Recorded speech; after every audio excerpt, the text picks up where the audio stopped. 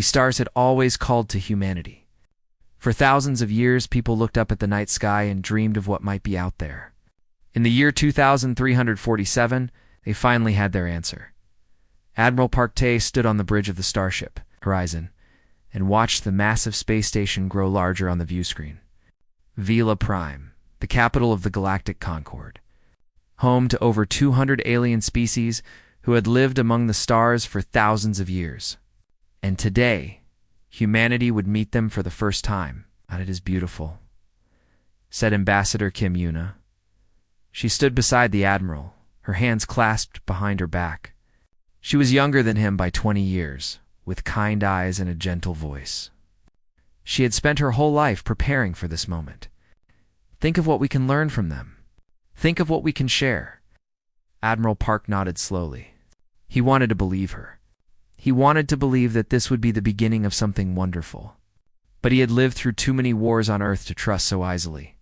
Humanity had only just learned to stop fighting each other. He wondered if the galaxy would give them the same chance. Captain Lee Hayen approached them with a tablet in his hands. He was the youngest officer on the bridge, but his eyes were sharp and careful. "Sir, we are receiving docking instructions. The Concord Council will meet us in 1 hour." "Good," said the ambassador. She turned to Admiral Park with a smile.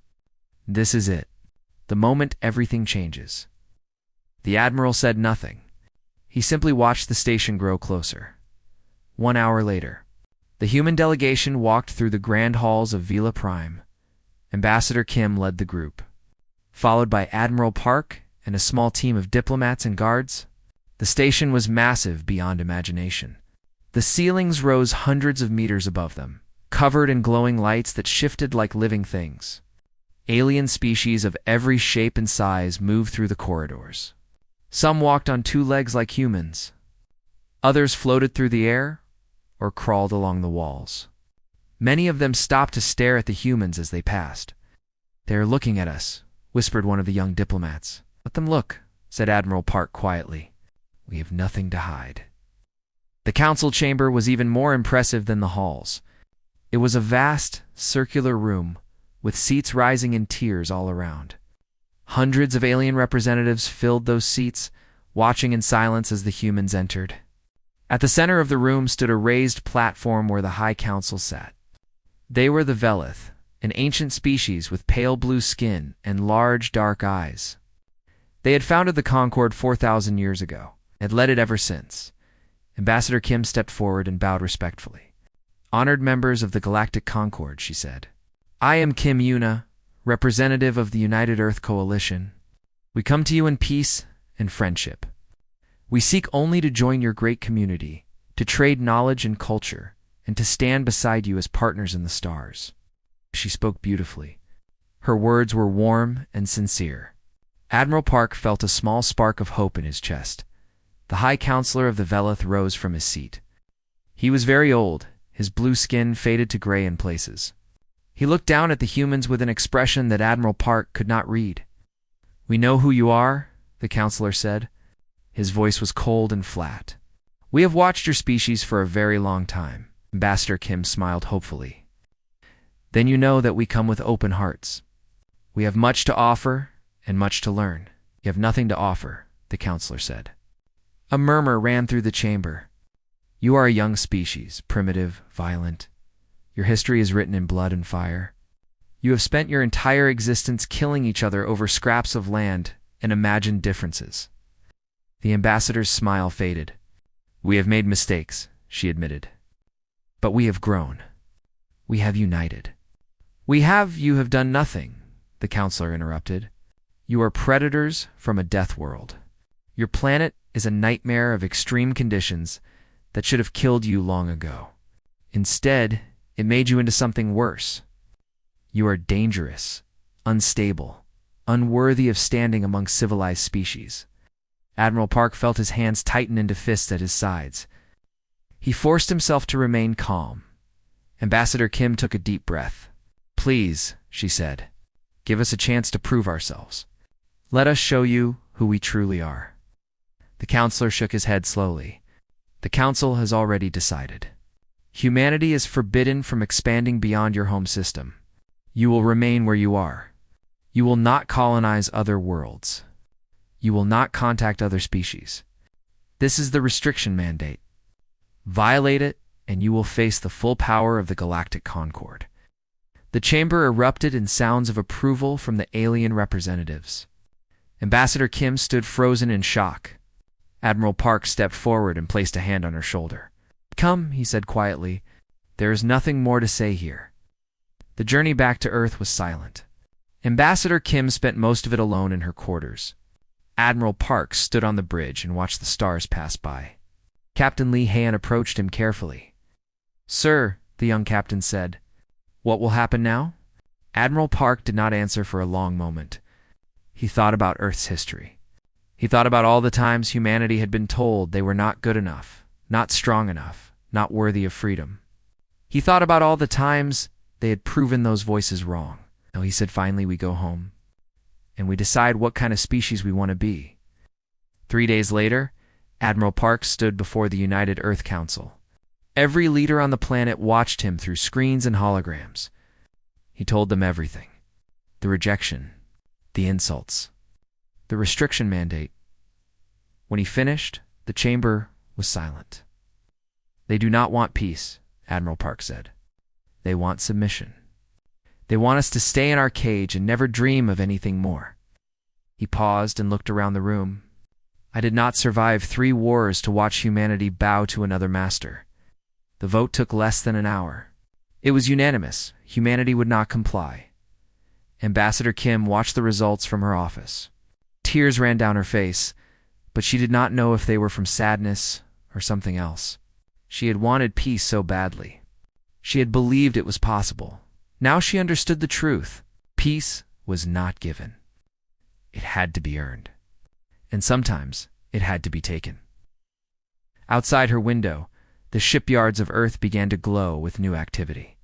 Humanity was building something, and the galaxy would soon learn what it meant to wake a sleeping giant. 3 months passed after the humiliation at Vela Prime. The Galactic Concord expected humanity to obey. They expected fear and submission. They expected the primitive species from the death world to stay in their cage and accept their place. They were wrong. General Cho Min-ho stood in the command center of the newly built Stellar Defense Command. Screens covered every wall, showing the positions of human ships across a dozen star systems. Colony ships, mining vessels, military escorts. Earth had not stopped expanding. Earth had accelerated. "The Concord is moving," said Captain Lee Hoon. He pointed to a cluster of red dots on the main display. 3 battle groups. Over 200 ships. They are heading for the Cora system. General Cho nodded slowly. He was a tall man with gray hair and sharp eyes. He had spent 40 years studying war. He had fought in the last great conflict on Earth, the one that finally united all nations under one banner.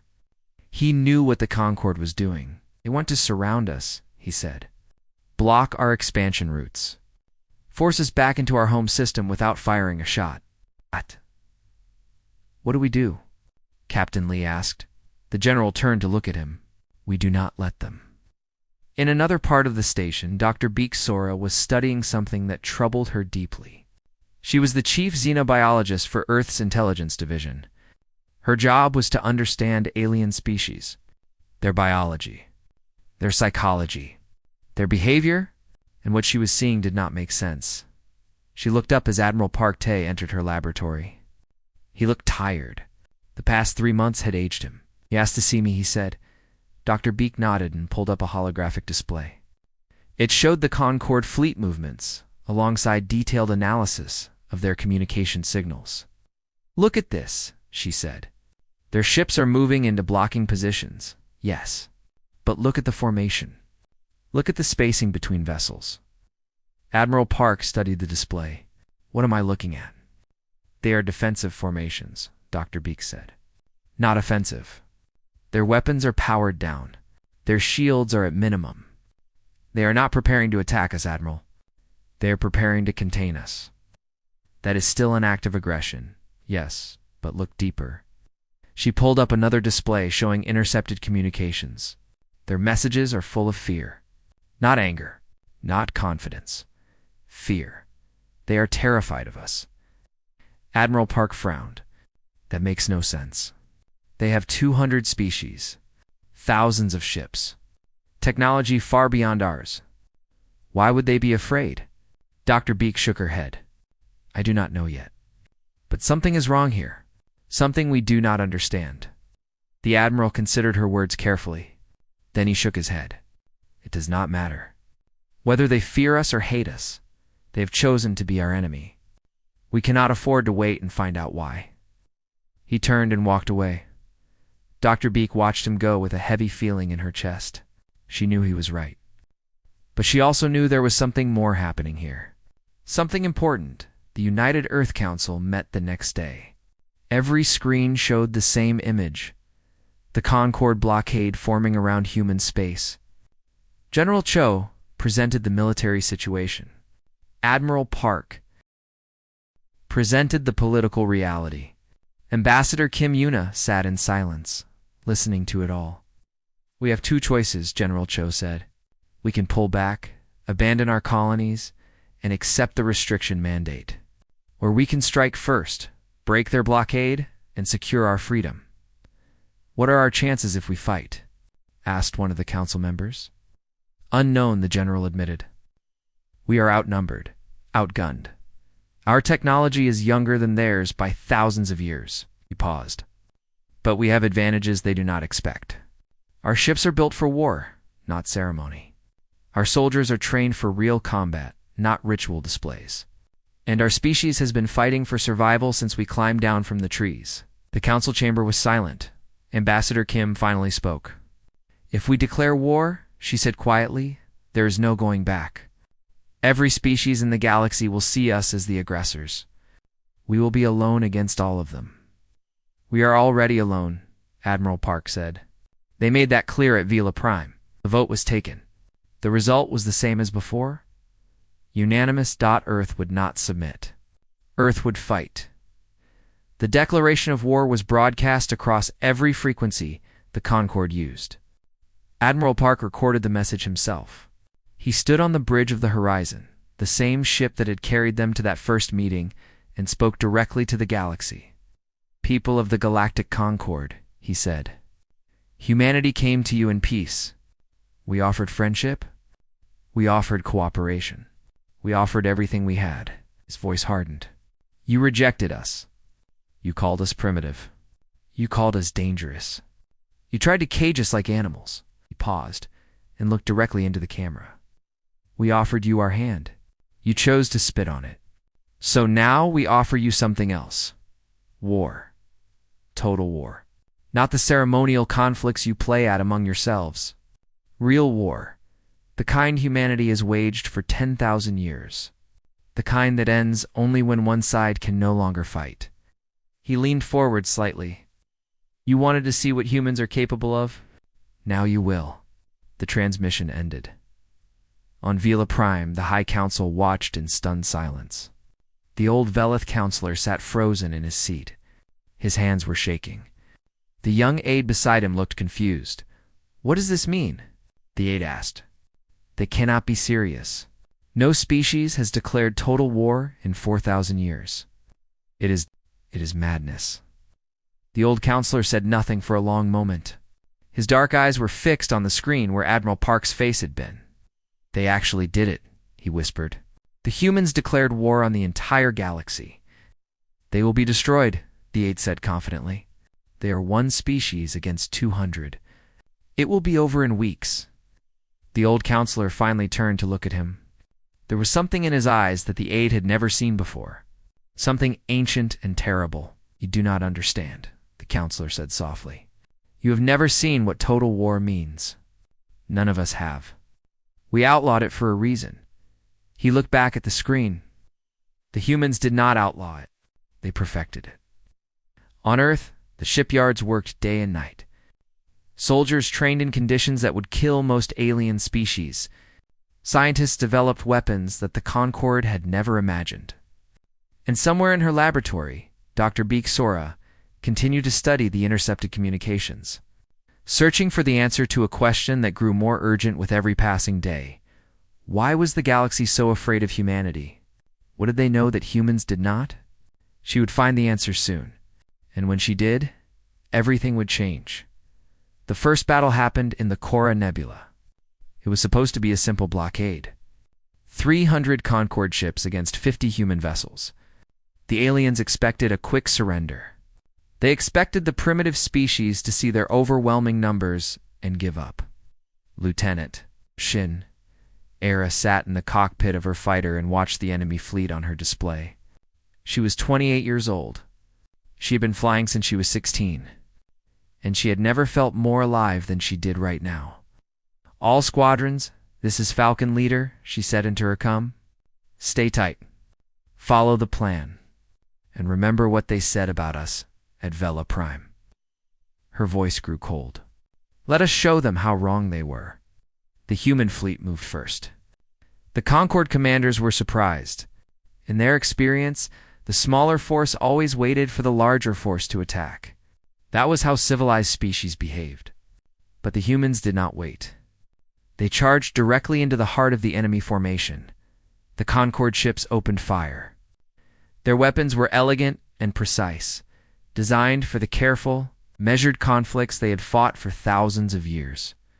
Their captains aimed for engines and weapon systems, trying to disable rather than destroy. That was the civilized way. Human weapons were not elegant.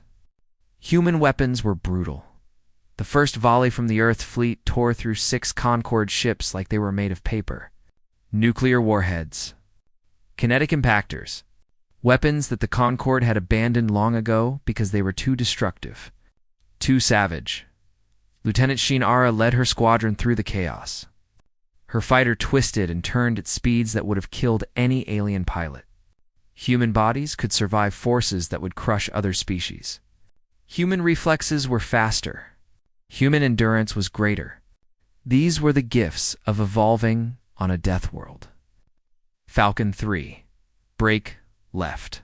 She shouted. Falcon 7. Cover my 6. She dove toward a Concord cruiser and opened fire. Her missiles punched through its shields and detonated inside its hull. The ship broke apart in a silent explosion. Around her, the battle raged. But it was not really a battle. It was a massacre. The Concord ships began to retreat after just 30 minutes. They had lost over 100 vessels. The human fleet had lost 12. On the bridge of the horizon, Admiral Park Tae watched the enemy flee. Captain Lee Hyun stood beside him, staring at the tactical display in disbelief. "They are running," the captain said. "We are outnumbered 6-1, and they are running." Admiral Park nodded slowly. "Send word to General Cho. The blockade is broken." The second battle happened 2 weeks later. This time it was a ground assault on a Concord supply station. Captain Lee Hyun led the attack personally. The station was located on a planet with extreme heat and a toxic atmosphere. The Concord believed no species could survive there without heavy environmental protection. Human soldiers landed in light combat suits and attacked within an hour. The alien defenders were shocked. The heat should have killed the humans. The toxic air should have choked them. But the humans kept coming. They fought through corridors filled with poison gas. They pushed forward through temperatures that melted their equipment. They did not stop. Captain Lee found the station commander hiding in a secure room. The alien was a tall creature with multiple limbs and large compound eyes. It looked at the human in terror. "How?" it asked. "How can you survive here? This environment is lethal." Captain Lee pulled off his helmet. Sweat poured down his face. His skin was red from the heat. He was breathing hard through a simple filter mask. "Lethal for you," he said. "Tuesday for us." The station fell within 3 hours. Back on Earth, Dr. Beeksora finally understood what she was seeing. She burst into General Cho's office with a tablet in her hands and a wild look in her eyes. "I know why they are losing," she said. "I know why they cannot beat us." General Cho looked up from his reports. "Explain." "The Concord has not fought a real war in 4,000 years, Dr. Beek said. She pulled up data on her tablet. Their conflicts are ceremonial, ritualized. Both sides agree on rules before fighting. There are limits on casualties. Surrender is expected after a certain percentage of losses. It is more like a game than a war, the general frowned. You are saying they do not know how to fight? I am saying they have never had to. Look at their tactics. Look at their responses to our attacks. They are following patterns that make no sense in real combat. They expect us to stop after a certain number of kills. They expect us to accept surrenders and negotiate. They do not understand why we keep pushing. General Cho leaned back in his chair. We do not follow their rules. Do not even know their rules exist, Dr. Beek said. To them, war is a formality. To us, war is survival. We fight to win. We fight until the enemy cannot fight anymore. They have never faced a species like us. The general was silent for a long moment. Then he smiled. It was not a pleasant smile. Good, he said. That means they do not know what is coming. The battles continued. Week after week, system after system. The Concord sent larger fleets. The humans destroyed them. The Concord tried new strategies. The humans adapted faster. The Concord offered temporary ceasefires. The humans ignored them and kept attacking. Lieutenant Shineara became a legend. She shot down more enemy fighters than any pilot in history. Captain Lee Hyun captured station after station, leaving shocked alien commanders in his wake. Admiral Park Tae coordinated the overall strategy with cold efficiency. And through it all, Dr. Beek Sora kept studying, kept learning. She intercepted more communications. She analyzed more data. She was searching for something deeper than military intelligence. She was searching for the truth behind the galaxy's fear. She found it 6 weeks after the war began. General Cho was reviewing battle reports when she entered his office again. This time, her face was pale. Her hands were shaking. What is it?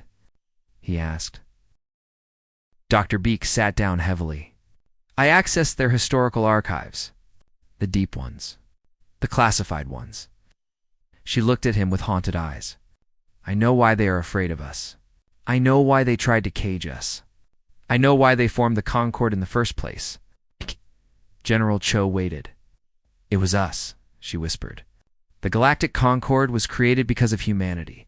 4,000 years ago, they sent scouts to observe primitive species across the galaxy. They found Earth. They watched our ancestors. They saw what we were. She swallowed hard. They called us the Death Worlders. A species from an impossible planet. A species that ate other creatures to survive. A species that waged war for resources, for territory, for ideas, for no reason at all. They watched us kill each other with stones and spears, and they were terrified.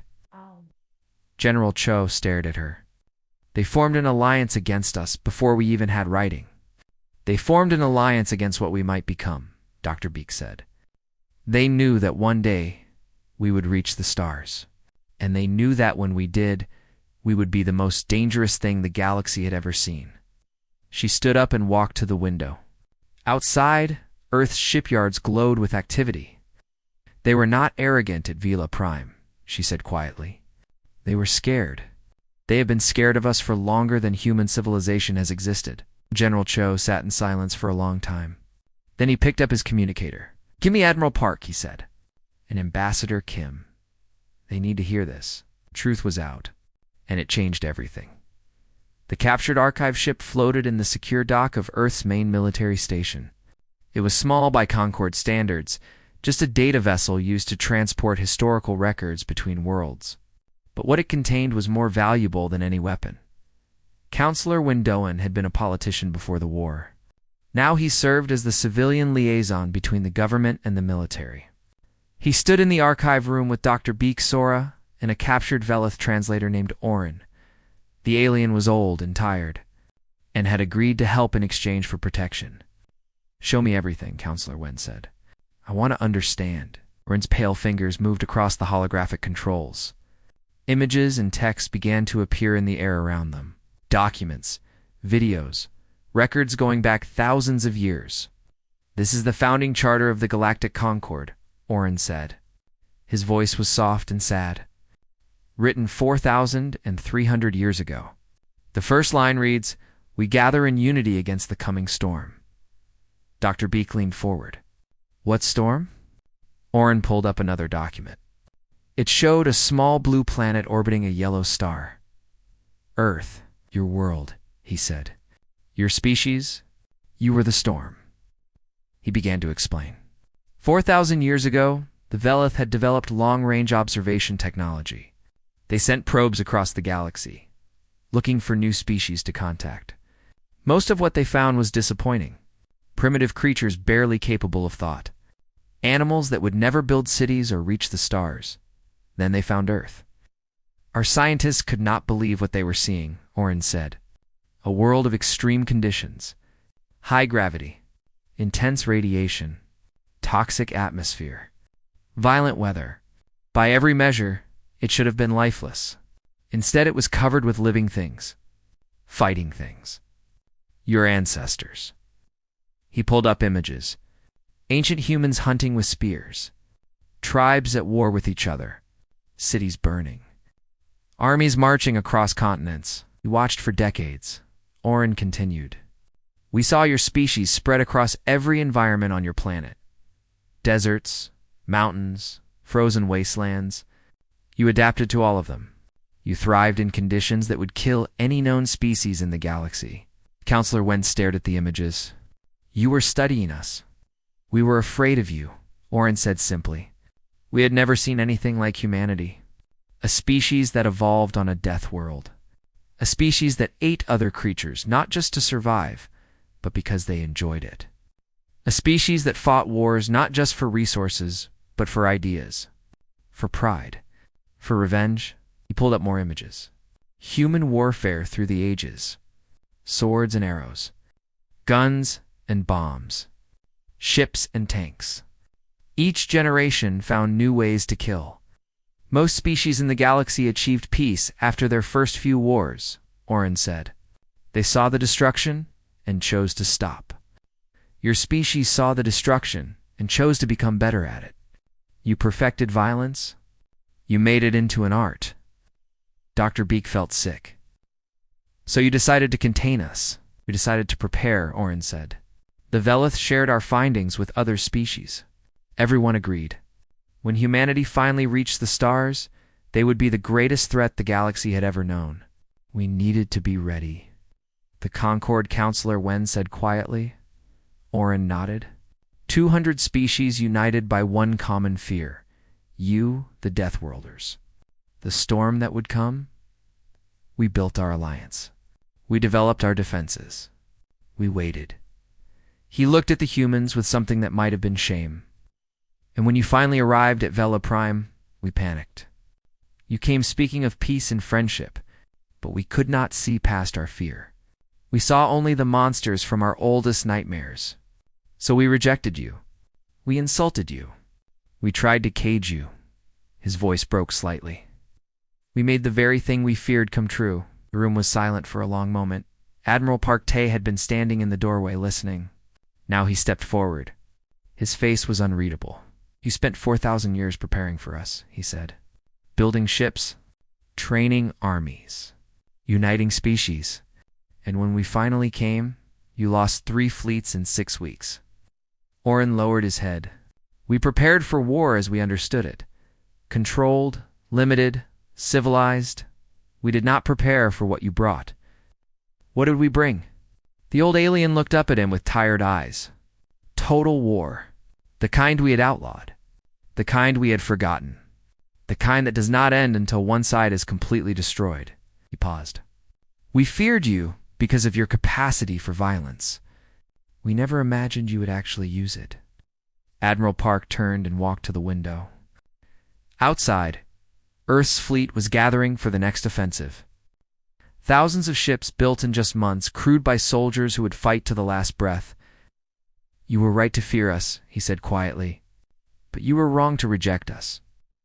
Ambassador Kim Yuna had been reading the archive files in her quarters. When she finished, she sat alone in the dark for a long time. The aliens had watched humanity for 4,000 years. They had seen every war, every genocide, every atrocity. They had watched humans kill each other by the millions, and they had believed that was all humanity was. Violence and death.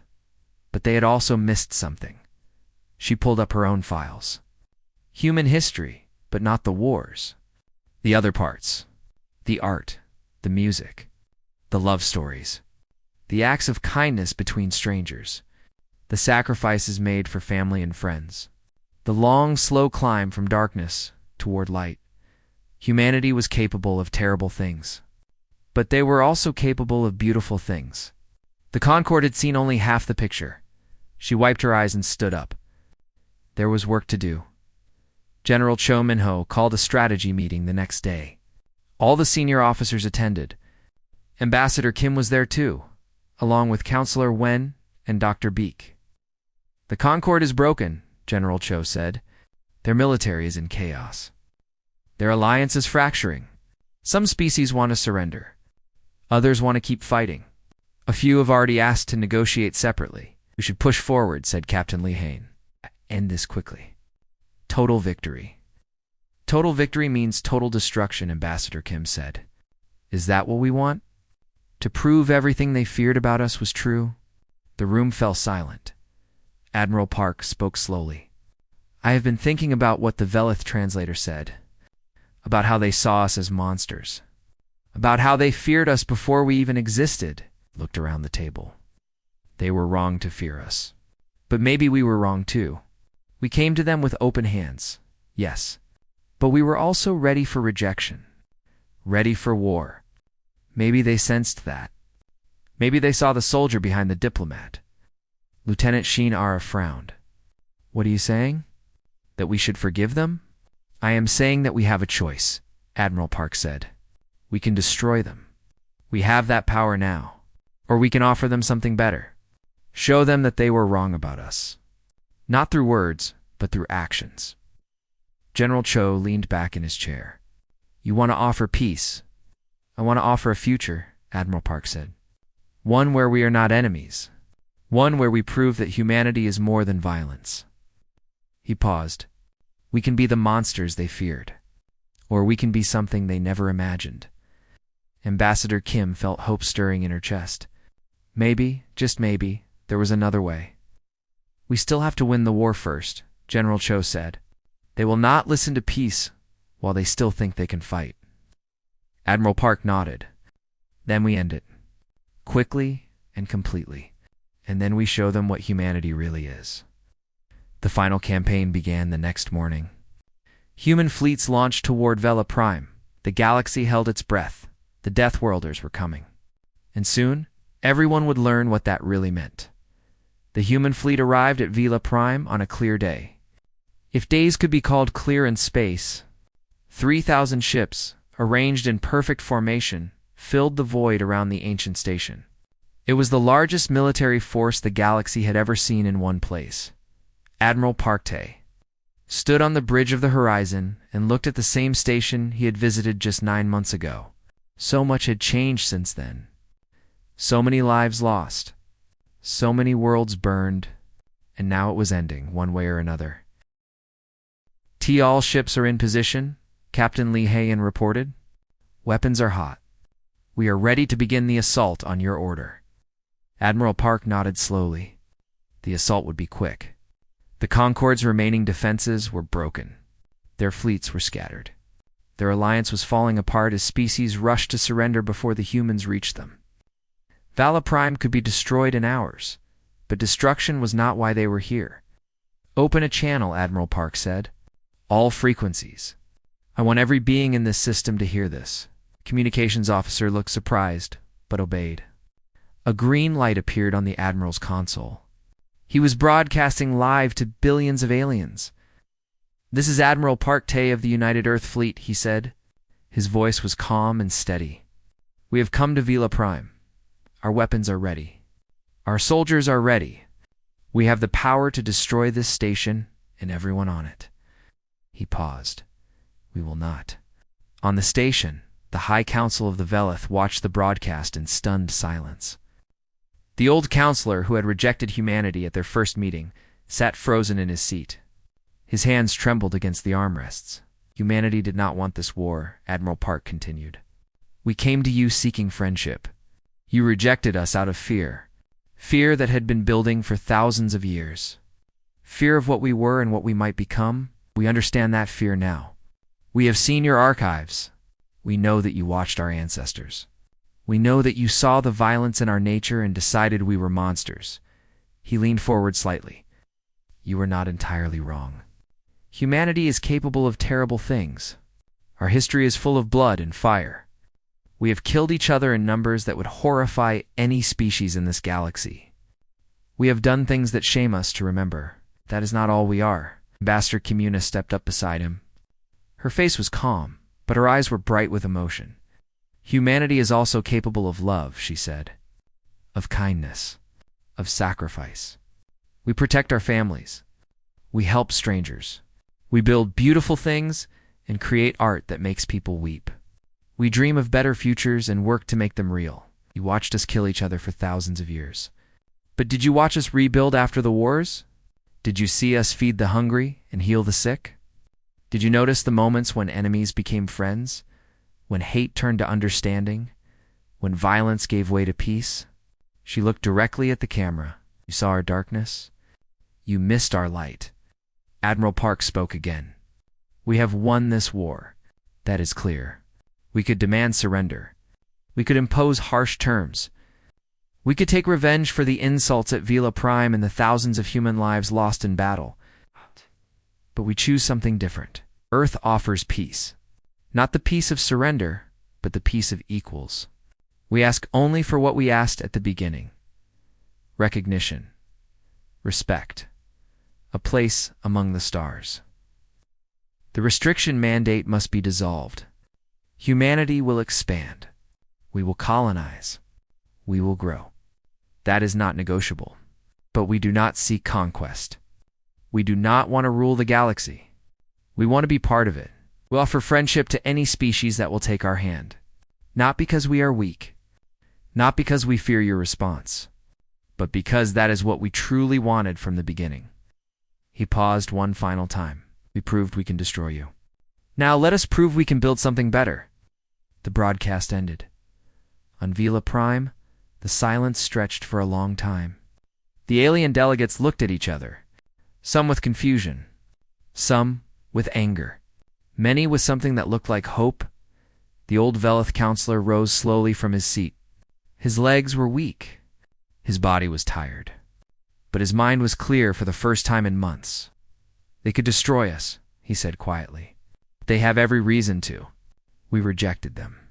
We insulted them. We tried to cage them. We forced them into a war they did not want. He looked around the chamber. They offer us peace. Not from weakness. From strength? From a choice to be better than we feared they were? He walked slowly toward the communication console. Perhaps, he said, it is time we made the same choice. The surrender ceremony took place 3 days later. It was not really a surrender. It was more like a new beginning. The old counselor met Admiral Park in the same chamber where humanity had been rejected. This time, the seats were filled with aliens who had come to witness history. I was wrong about your species, the counselor said. His voice carried across the silent room. We all were. We feared you before we knew you. That fear made us cruel. He bowed his head. I am sorry. Admiral Park accepted the apology with a simple nod. Fear is a powerful thing. We understand it well.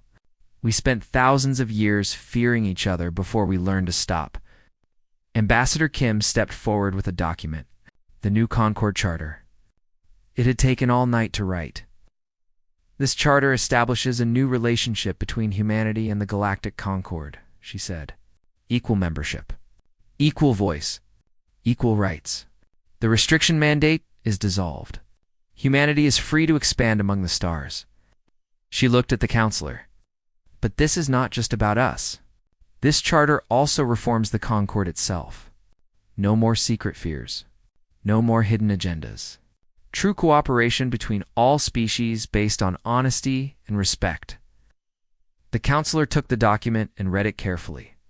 Then he looked up with something strange in his eyes. It took Ambassador Kim a moment to recognize it. It was gratitude. This is more than we deserved, he said. It is what we all deserve, she replied. The chance to be better. The charter was signed that day. The war was officially over. Captain Li Hun, newly promoted to Commodore, stood on the observation deck of Vela Prime and watched the human and alien ships floating peacefully together. Lieutenant Shin Era found him there, still in her flight suit. Strange, isn't it? She said, "A week ago, I was shooting down their fighters. Now we are supposed to be friends." Li Han smiled slightly. "It will take time. Trust does not build overnight. You think they will ever stop being afraid of us?" He considered the question. Below them, on the station's main plaza, human soldiers were interacting with alien civilians for the first time. Some aliens kept their distance. Others approached cautiously. A few children, braver than the adults, ran up to the humans with curious eyes. "Maybe," Li Han said.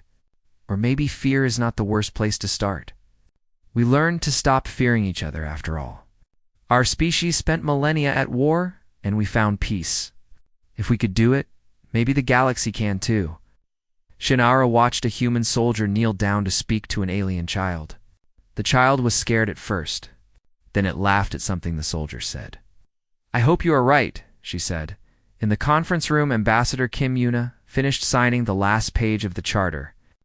Admiral Park stood behind her, watching. "You wanted to offer them friendship at Vela Prime," he said. "Now they have no choice but to accept it." She smiled, tired but hopeful. "Then let us make sure we earn it." He placed a hand on her shoulder. "We will. That is what humans do. We make terrible mistakes, and then we spend generations trying to fix them. We fall down, and we get back up. We hurt each other, and then we learn to heal." He looked out the window at the stars. "The galaxy feared us because we were dangerous. They were right. We are dangerous. But we are also more than that. We are survivors, builders, dreamers, and now maybe we can be partners too." Ambassador Kim stood and joined him at the window. Around Vela Prime, the ships of 200 species floated alongside human vessels. It was messy. It was uncertain. It would take generations to truly build trust. But it was a start, you know. She said softly, "When I was a child, I used to dream about meeting aliens. I imagined they would be wise and kind, that they would teach us everything and welcome us with open arms." She laughed quietly. Reality was much more complicated. They were afraid and cruel. We were proud and violent. Everyone made mistakes. Everyone got hurt. She turned to face the Admiral. But here we are. Against all odds. Maybe that is the real lesson. Peace is not a gift. It is not easy. It is something you fight for again and again, even when it seems impossible. Especially when it seems impossible. Admiral Park nodded slowly. "Then let us keep fighting," he said. "For as long as it takes." Outside, the stars burned eternal. Humanity had finally found its place among them. Not as conquerors, not as monsters, but as something far more dangerous, as equals, and the galaxy would never be the same.